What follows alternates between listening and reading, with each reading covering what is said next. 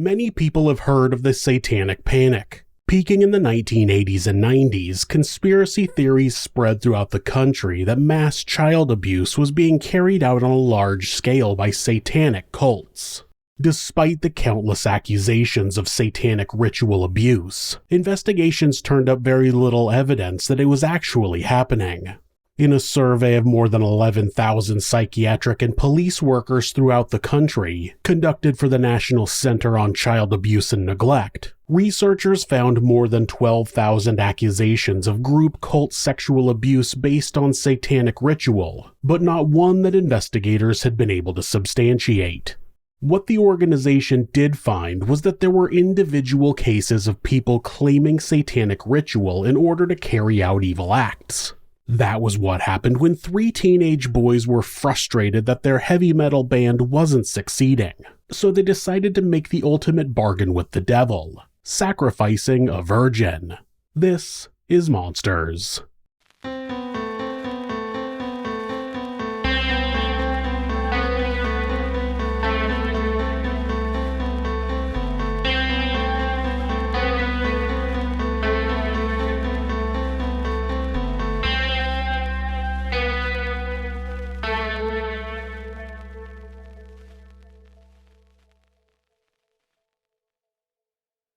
On April 24, 1980, Elyse Pahler was born in Arroyo Grande, a small, seemingly safe town on the coast of California.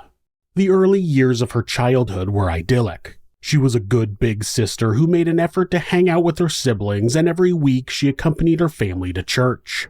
In Elise's teenage years, there was a shift in her behavior. The friends that she made in high school were from very different backgrounds, and they were already into drinking and smoking. Wanting to fit in with her new friends, Elise started to smoke marijuana and to drink alcohol. Before long, she was doing it every day. Her parents found out about the extent of her daughter's substance abuse after one of her teachers caught her smoking a joint during the school day, and when she was only 15 years old, they made the decision to send her to rehab. During Elise's time in the rehabilitation center, she made another friend. His name was Jacob Delashmet, and he was also 15. Through Jacob, Elise met 2 more friends, Joseph Fiorella and Royce Casey. Joseph and Royce were familiar with Elise because they'd previously gone to the same high school. However, both boys had eventually been expelled for their disruptive behavior. Jacob, Joseph, and Royce were already an established trio of friends before they met Elise. It was clear to anybody who spent time with the 3 boys that there was a clear power dynamic in the group. Joseph Fiorella was the leader, and Jacob and Royce were willing to follow him, copying his interests and letting him dictate how they spent their time. Recently, Joseph had told Jacob and Royce that they should start a band together. He had always been a huge fan of heavy metal, especially the band Slayer, who he idolized. He wanted to create his own band inspired by Slayer and call it Hatred. Now, I want to explain to you who Slayer is, but I might not be the best person for the job. Instead, I'm going to have my buddy Hawkenload do that. From the moment Black Sabbath released their debut album in 1969, their occult themes and dark atmosphere would set a foundation for what would soon be labeled heavy metal. As they dominated the 1970s, a movement of inspired bands would follow, with acts like Judas Priest, Iron Maiden, and Motorhead adding their own innovation to the growing genre. By the late 1970s, the new wave of British heavy metal would hail from the UK, working to even further define what heavy metal could be. Bands like Diamond Head, Saxon, and Venom would take over the music's underground as the 80s kicked off. Venom specifically, in their debut album Black Metal, explicitly called upon satanic themes and lyrical content to add an element of shock rock to the whole thing. Across the pond in the United States, all of this, as well as the rising hardcore punk rock movement, would culminate in the Bay Area, California thrash metal scene. Metallica, Exodus, and, Slayer would turn everything up, making it faster and harder. And by 1986, the speed metal revolution had moved from underground circuits to the mainstream as a direct competitor to the glam metal that flooded the 80s with hairspray and catchy hooks. Slayer would form in 1981, hailing from Huntington Beach, California. Guitarists Kerry King and Jeff Hanneman, drummer Dave Lombardo, and vocalist and bassist Tom Araya would form the band's founding lineup. They would start by playing covers, and with Venom's heavy influence would incorporate and look to one-up their British predecessors' use of satanic imagery. And they were far from the only bands to do it, with acts like Merciful Fate arguably taking it just as far. It was a perfect storm of mass hysteria and evolving heavy metal that would see Slayer define the thrash and speed metal subgenres. With Rain and Blood in 1986, their third studio release and what many see as the full realization of the band's potential, they would be firmly established as a heavy metal powerhouse. Of thrash metal's big four, Metallica, Megadeth, Anthrax, and Slayer, they were undoubtedly the heaviest, employing those explicit satanic elements in an age where hard rock and heavy metal were being challenged by Tipper Gore and the PMRC. Invoking the Morning Star was a clear act of anti-censorship in a Reagan-era United States. Their fans and followers to this day have a reputation of being one of heavy metal's most fervent and devoted, with more than a few carving the band's name into their arms as a pledge of allegiance after the artwork for their 1994 release Divine Intervention would feature such an image, obviously prompting others to follow suit. They were a serious inspiration for many bands, and optically it's not hard to see how three troubled teenagers would fall so deeply into the subject matter. But to most, Slayer was an outlet for that aggression and angst, and in no way was meant to be any sort of call to action beyond moshing and headbanging. Violent people seek violent media, and when that isn't enough, they bring that violence into the real world.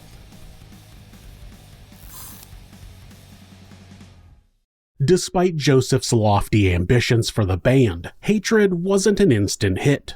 He refused to acknowledge that they might need to tweak their style or practice music together before performing or releasing songs. Instead, Joseph had a different plan to ensure that Hatred would become famous. For the past few years, he had been extremely invested in the occult and practicing devil worship. It was something he believed aligned well with his love for heavy metal music. Now, many people link heavy metal music with Satanism and devil worship, but in reality, it's not really as common as most think. And I'm using the term heavy metal in a broad sense in order to cover everything from death metal to glam rock. Sure, there are some heavy metal bands that claim to worship Satan, but the majority just use lyrics about the devil, demons, and hell as more of a sense of theatrics in their music.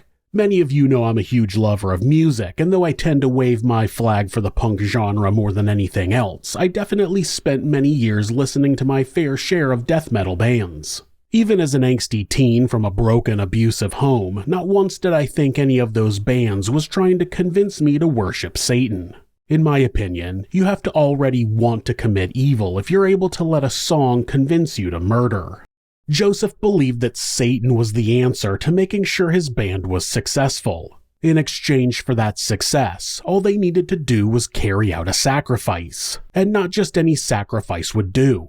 Joseph was committed to his new musical career, and he wanted to make sure he did things right the first time. That's why, one day in 1995, he sat Jacob and Royce down and told them that they needed to sacrifice a virgin to Satan.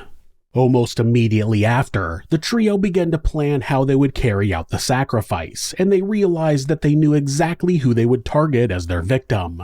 A blue-eyed, blonde-haired girl who was in a vulnerable position in her life, and trusted the three boys to take care of her. They were going to sacrifice Elise to the devil.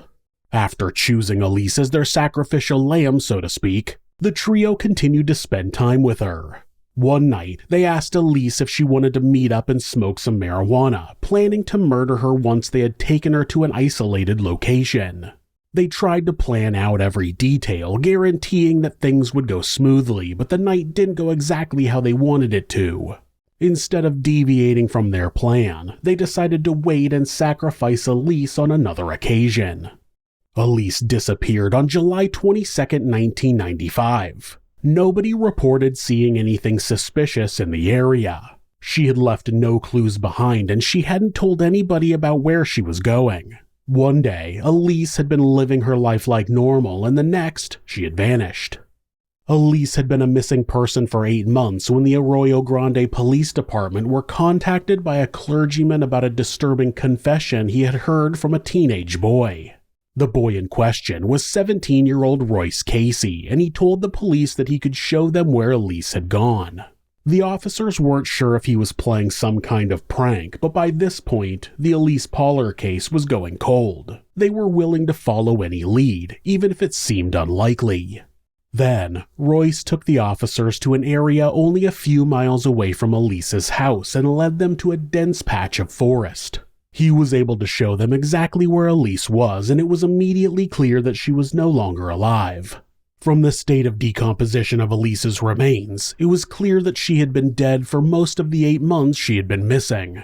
Royce had just implicated himself in Elise's murder by leading the police directly to her body, but he made no effort to try and prove his innocence. Instead, he began talking openly about the crime, admitting that he had killed Elise along with his 2 closest friends at the time, Joseph Fiorella and Jacob DeLashmutt. As Royce began to tell his story, he systematically answered each of the questions that police had been trying to figure out since the day Elise disappeared.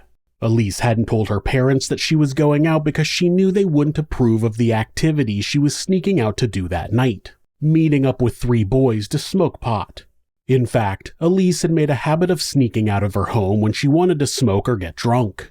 Royce had been the one to call Elise on July 22nd and ask her to meet up with him, and after she agreed to sneak out, the trio set their plans in motion.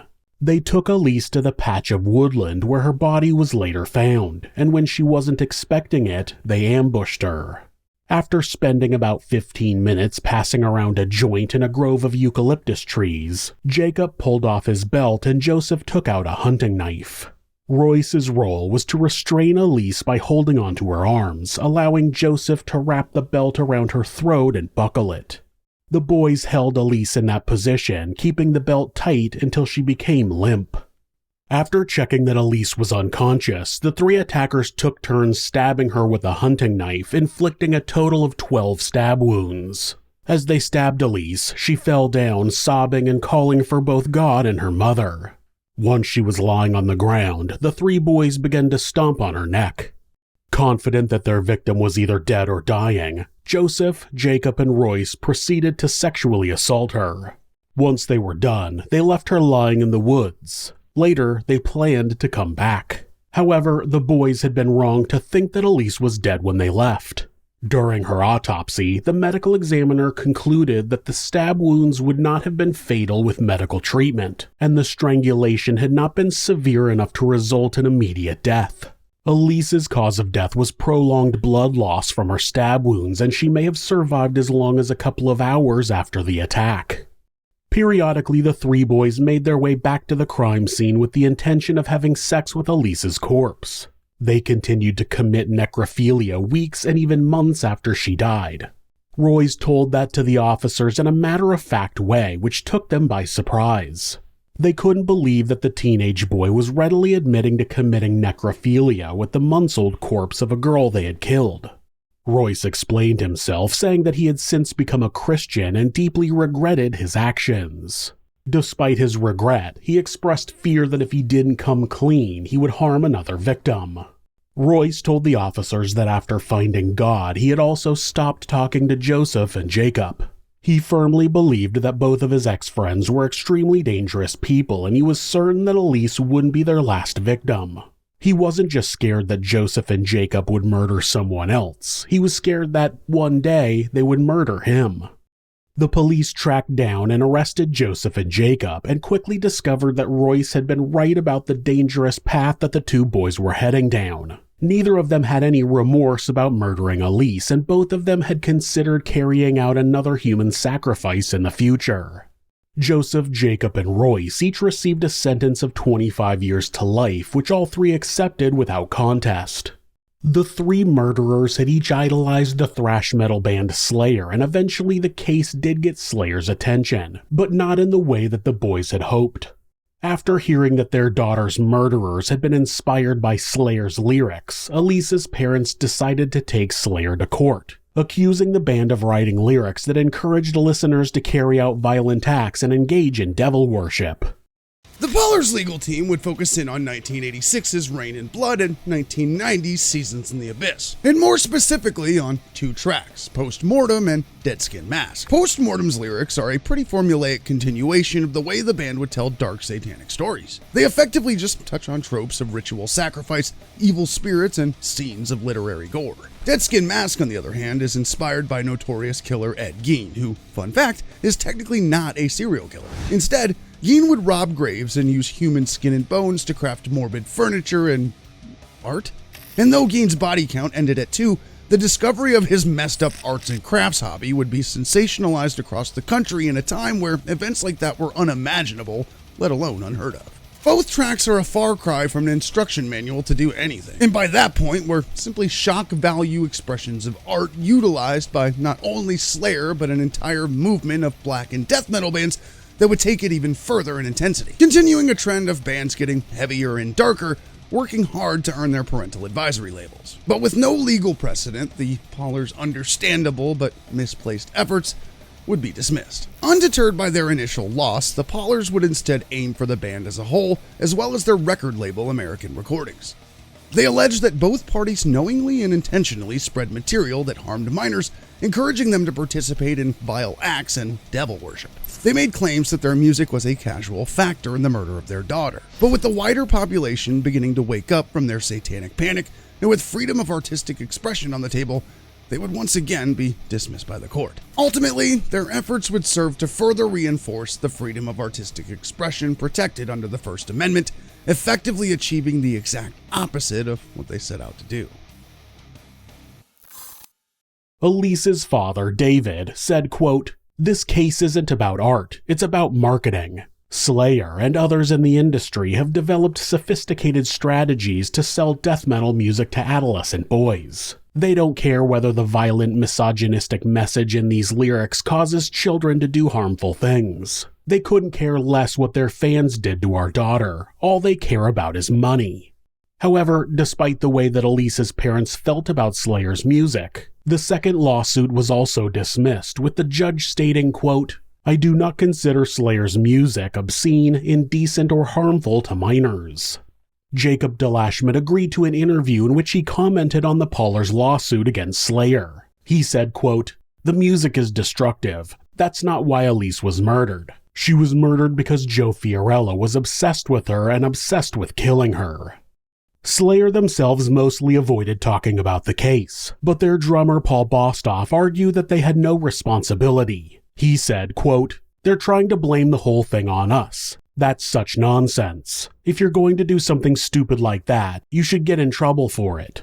He also mentioned that the three killers hadn't even followed the supposed instructions in the song lyrics. They had carried out the virgin sacrifice and the necrophilia in a completely different way. In 2016 and 2019, Royce Casey's applications for parole were denied, but in 2021 he was found eligible for parole for the first time. At his hearing, the parole board asked Royce about his people-pleasing traits, which were believed to have contributed to his willingness to murder Elise. Royce answered, quote, "One of the biggest fears I have learned about myself is the fear of judgment. And if I'm tied in that, and I'm more concerned what people think of me, in my past I've tried to please people to protect myself from perceptions of when I was a little kid and being hurt and not having the ability to communicate or express or ask for help from people that could help me." Initially, the board believed that the statement showed that Royce hadn't developed enough self-awareness and insight into why he had committed the crime. But then, the following year, the decision was overturned by Justice Hernando Baltodano, who said that the governor had ignored other evidence that Royce had insight into his own crimes, such as a statement that Royce had submitted to the parole board, which included a 10-page-long discussion of the different factors he believed had led to the crime. Royce's attorney believed that, without Royce's confession, Elise's body might never have been found and she might have remained a missing person, without any closure to her family. He also praised Royce's conduct in prison, saying, quote, "He hasn't committed any further crimes. He's educated himself. He's developed marketable skills. He has profound remorse and regret and shame. He counsels and mentors other prisoners inside. He is an exceptional person. His crime is forever deplorable, but he is not, as a human being, that same child that he once was when he committed the crime 27 years ago."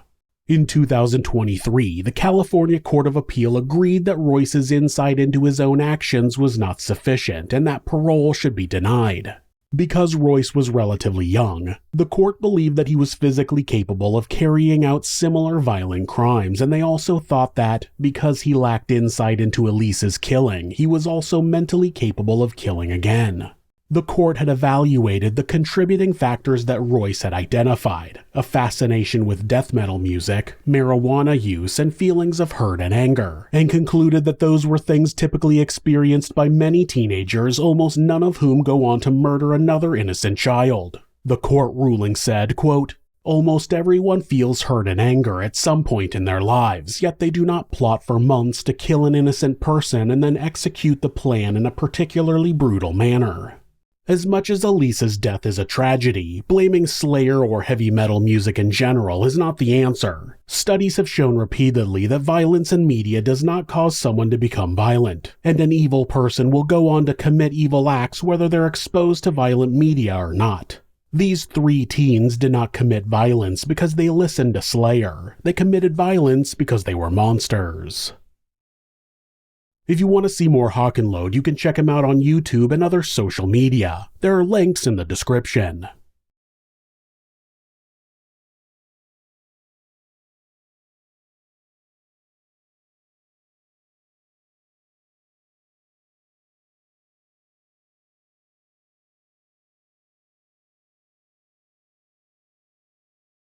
If you're a fan of true crime, hit subscribe and turn on notifications so you don't miss an episode. You can also hit like or leave us a comment. You can check out our other show, Somewhere Sinister, on YouTube or anywhere that you listen to podcasts. If you'd like to support the show, check out our merchandise at thisismonsters.com. The link is in the description. Thanks again, and be safe.